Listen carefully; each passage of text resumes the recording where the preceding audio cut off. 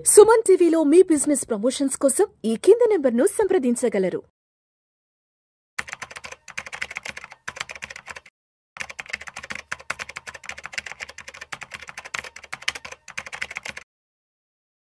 నమస్తే, నేను జీవి సత్యనారాయణ. ఇప్పుడు ఈ ఎపిసోడ్లో ఈ టారిఫ్లు సుంకాల నుంచి మన భారతీయ మార్కెట్లో ఎంత లాస్ అయింది, మార్కెట్ క్యాపిటలైజేషన్ అనే దాని మీద 11.30 లక్షల కోట్ల రూపాయలు మనవి కరిగిపోయినాయి. ఇదేంటో చూద్దాం. ఎప్పుడైతే ఈ నెల ప్రారంభం అంటే 2వ తారీఖు అనౌన్స్మెంట్ అన్నారు, ఏప్రిల్ 2, 3వ తారీఖు ఉదయం పూట మనకి తెలవడం జరిగింది. దాంతో మన యొక్క పెట్టుబడిదారుల యొక్క మార్కెట్ క్యాపిటలైజేషన్ 11.30 లక్షల కోట్లు కరిగిపోయినాయి అంటారు. అంటే జనరల్గా లాస్ అయిందనే దానికి అన్ని మార్కెట్ క్యాపిటలైజేషన్ తగ్గిపోయిందనే దానికి రెండు ఉంటాయి రీజన్లు. ఒక రీజన్ ఏంటిది అంటే, ఒక కారణం, ఒక మన విశ్లేషణ. ఇప్పుడు సపోజు మనకి ఒక జాగ్ ఉన్నది, మార్కెట్ అంటే 1 సంవత్సరం కిందట రియల్ ఎస్టేట్లో అది 2 కోట్లు అన్నారు, ఇప్పుడు 1,40,00,000 1,30,00,000 అన్నారు అనుకోండి. అంటే మనం అయిపోయిందా? కాలే. అంటే మార్కెట్లో దాని యొక్క విలువ తగ్గింది, కానీ మనం అమ్మినప్పుడే లాభం కానీ నష్టం కానీ లెక్క. ఇప్పుడు 2 కోట్లు ఉన్నప్పుడు అమ్మలేదు, 1,30,00,000 అన్నప్పుడు అమ్మలేదు.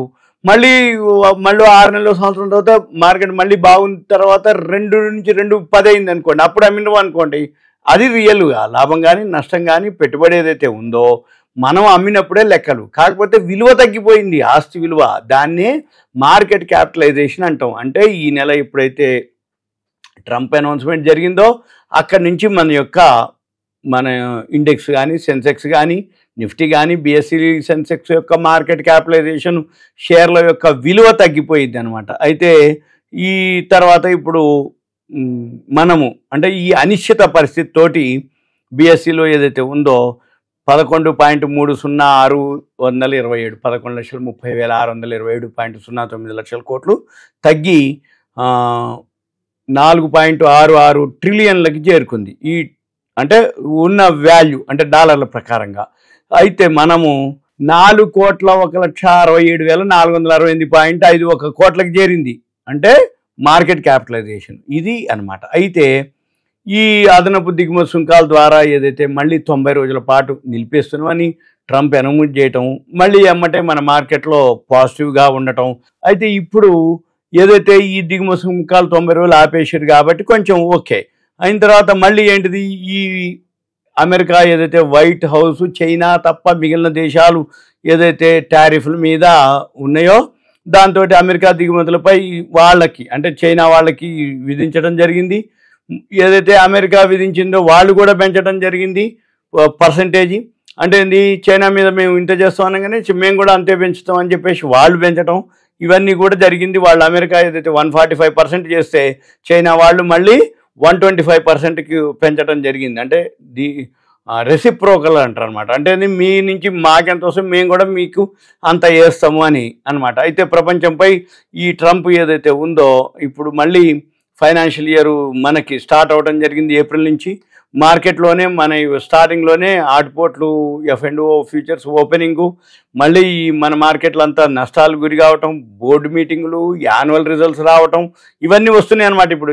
అయితే అవన్నీ మెరుగ్గా ఉన్నాయి అనేది తెలిసినా రాబోయే రోజుల్లో ఎలా ఉండదు అనేది ఇప్పుడు. అంటే ఉదాహరణకి మన భారతదేశంలో కూడా అమ్మకాల నుంచి కూడా తప్పించుకోలేదు. అంటే FIIలు అమ్ముతూ ఉన్నారు మెయిన్ అది. దాంతో ఒకటి ఈ న్యూస్ ఒకరోజు పాజిటివ్ ఒకరోజు నెగిటివ్, వరల్డ్ మార్కెట్లు, యూరోప్ మార్కెట్లు, ఏషియన్ మార్కెట్లను బట్టి మన మార్కెట్లో FIIలు అమ్మటం, లేకపోతే మన మార్కెట్లు మన వాళ్ళు కూడా దాన్ని ఆచితూచి చేయటంతో ఇవన్నీ ఉంటాయి అన్నమాట. అయితే ఇప్పటి వరకు సాపేక్షంగా మెరుగ్గానే ఉంది అని చెప్పేసి లేమాన్ మార్కెట్స్ డెస్క్ విశ్లేషకుడు ఆయన సతీష్ చంద్ర ఆలూరి ఆయన అనడం జరిగింది.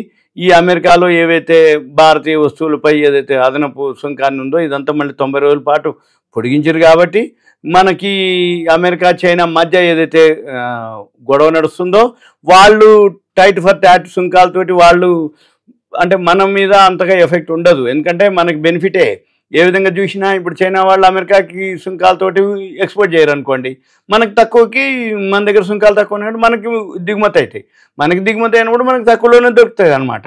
అది మనం చూడాలి. సరే ఇప్పుడు ఆల్రెడీ మన దాంట్లోనే ఇప్పుడు కంప్యూటర్లు చీప్ అయిపోయినాయి, సెల్ ఫోన్ చీప్ అని చెప్పి, ఎందుకంటే యాపిల్ సుంకాలు అక్కడ ఎక్కువైతుందని మన ఇండియాలోనే ప్రోడక్ట్ ఎక్కువ చేస్తారు. ఇక మన ఇండియాలోనే ఫస్ట్ అమ్ముకుంటారు. అక్కడ సుంకాలు పెట్టి ఆ సుంకాలతోటి ఎంత రేటు ఫిక్స్ చేస్తారో అవన్నీ మేనేజ్ చేస్తే ఇక్కడనే సేల్స్ పెరుగుతుంది వాళ్ళకి, ఎవరికి, యాపిల్ వాళ్ళకి. ఇలాంటి చాలా చాలా అనమాట. అంటే యాపిల్ లాంటి కంపెనీలు సుంకాల కోసం అక్కడ సుంకాలని మేనేజ్ చేసుకొని ఇక్కడ అమ్మటం జరుగుతుంది. ఇక్కడ చీప్ అయిపోద్ది మనకి.